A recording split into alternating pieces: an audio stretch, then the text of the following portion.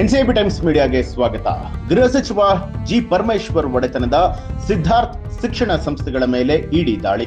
ಕರ್ನಾಟಕ ಗೃಹ ಸಚಿವ doctor G Parameshwar ಒಡೆತನದ ಸಿದ್ಧಾರ್ಥ ಶಿಕ್ಷಣ ಸಂಸ್ಥೆ ಕಚೇರಿಯ ಮೇಲೆ ಜಾರಿ ನಿರ್ದೇಶನಾಲಯದ ಅಧಿಕಾರಿಗಳು ದಾಳಿಯನ್ನ ನಡೆಸಿದ್ದಾರೆ. ತುಮಕೂರಿನ ಹೆಗ್ಗೆರೆ ಬಳಿಯಲ್ಲಿರುವಂತಹ ಸಿದ್ಧಾರ್ಥ್ ಮೆಡಿಕಲ್ ಕಾಲೇಜು, ತುಮಕೂರಿನ ಎಸ್ಎಸ್ಐಟಿ ಕಾಲೇಜಿನ ಮೇಲೆ ಇಡಿ ದಾಳಿಯನ್ನ ನಡೆಸಿದೆ. ಅಲ್ಲದೆ ನೆಲಮಂಗಲದ ಟಿ ಬೇಗೂರಿನಲ್ಲಿರುವಂತಹ ಕಾಲೇಜಿನ ಮೇಲೂ ಕೂಡ ರೇಡ್ ಮಾಡಲಾಗಿದೆ. ಸದ್ಯ ಜಾರಿ ನಿರ್ದೇಶನಾಲಯದ ಅಧಿಕಾರಿಗಳು ದಾಖಲೆಗಳನ್ನ ಪರಿಶೀಲನೆ ಮಾಡುತ್ತಿದ್ದಾರೆ. ಇಂದು ಬೆಳಗ್ಗೆ 9 ಗಂಟೆ ಸುಮಾರಿಗೆ ಎಸ್ಎಸ್ಐಟಿ ಕಾಲೇಜಿನ ಮೇಲೆ ಇಡಿ ದಾಳಿ ನಡೆಸಿದೆ. 3 ಕಾರುಗಳಲ್ಲಿ ಬಂದಂತಹ 10ಕ್ಕೂ ಹೆಚ್ಚು ಅಧಿಕಾರಿಗಳು ಎಸ್ಎಸ್ಐಟಿ ಕಾಲೇಜಿನ ದಾಖಲೆಗಳ ಪರಿಶೀಲನೆಯನ್ನ ಮಾಡಿದ್ದಾರೆ.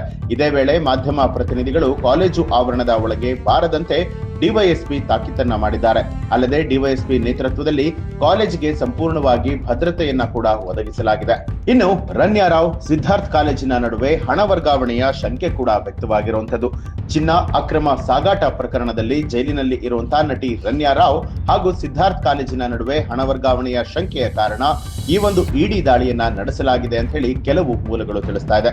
2019ರಲ್ಲಿ ಸಿದ್ಧಾರ್ಥ ಶಿಕ್ಷಣ ಸಂಸ್ಥೆಯ ಮೇಲೆ ಐಟಿ ದಾಳಿಯನ್ನ ನಡೆಸಿತ್ತು. ಆಗ ವೈದ್ಯಕೀಯ ಸೀಟು ಅಕ್ರಮ ಹಂಚಿಕೆಯ ಆರೋಪದ ಸಂಬಂಧ ಐಟಿ ದಾಳಿಯನ್ನ ನಡೆಸಿತ್ತು. ಈ ಸಂದರ್ಭದಲ್ಲೇ ಪರಮೇಶ್ವರ್ ಆಪ್ತ ಆತ್ಮಹತ್ಯೆಗೆ ಶರಣಾಗಿದ್ದ. ಅದಾದ ನಂತರ ದಾಳಿ ಪ್ರಕ್ರಿಯೆ ನಿಲ್ಲಿಸಲಾಗಿತ್ತು. 2019ರ ದಾಳಿಯ ಬಳಿಕ ಐಟಿ ಅಧಿಕಾರಿಗಳು ಜಾರಿ ನಿರ್ದೇಶನಾಲಯಕ್ಕೆ ಮಾಹಿತಿಯನ್ನ ಕೊಟ್ಟಿದ್ರು.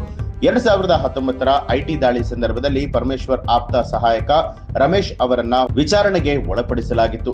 ಈ ಬೆಳವಣಿಗೆಯ ನಂತರ ಅವರು ಬೆಂಗಳೂರಿನ ಜ್ಞಾನ ಭಾರತಿ ವಿವಿ ಕ್ಯಾಂಪಸ್ ವ್ಯಾಪ್ತಿಯಲ್ಲಿ ಮರಕ್ಕೆ ನೇಣು ಬಿಗಿದುಕೊಂಡು ಆತ್ಮಹತ್ಯೆಗೆ ಶರಣಾಗಿದ್ರು. ಈ ವಿಚಾರ ಕರ್ನಾಟಕ ರಾಜಕೀಯದಲ್ಲೂ ಕೂಡ ತೀವ್ರ ಕುತೂಹಲಕ್ಕೆ ಕಾರಣ ಆಗಿತ್ತು. ರಮೇಶ್ ಆತ್ಮಹತ್ಯೆಗೆ ಐಟಿ ಅಧಿಕಾರಿಗಳ ಕಿರುಕುಳ ಕಾರಣ ಅನ್ನುವಂತ ದೂರುಗಳು ಕೂಡ ಕೇಳಿ ಬಂದಿತ್ತು. ಅಂದಿನ ವಿರೋಧ ಪಕ್ಷದ ನಾಯಕ ಈಗಿನ ಸಿಎಂ ಸಿದ್ದರಾಮಯ್ಯ ಕೂಡ ಆಗ ಗಂಭೀರವಾದಂತಹ ಆರೋಪವನ್ನ ನಡೆಸಿದ್ರು. ಈ ಒಂದು ಮಾಹಿತಿಗೆ ಸಂಬಂಧಪಟ್ಟ ಹಾಗೆ ನಿಮ್ಗೆ ಏನ್ ಅನ್ಸುತ್ತೆ ಅನ್ನೋದನ್ನ ಕಮೆಂಟ್ ಮಾಡಿ ತಿಳಿಸಿ. ಹಾಗೆ ಯಾರೆಲ್ಲ ಇನ್ನೂ ಕೂಡ ಎನ್ಸಿಬಿ ಟೈಮ್ಸ್ ಮೀಡಿಯಾ ಚಾನೆಲ್ ಅನ್ನ ಸಬ್ಸ್ಕ್ರೈಬ್ ಮಾಡಿಲ್ಲ, ಈಗಲೇ ಸಬ್ಸ್ಕ್ರೈಬ್ ಮಾಡಿ ಬೆಲ್ ಐಕಾನ್ ಒತ್ತಿ.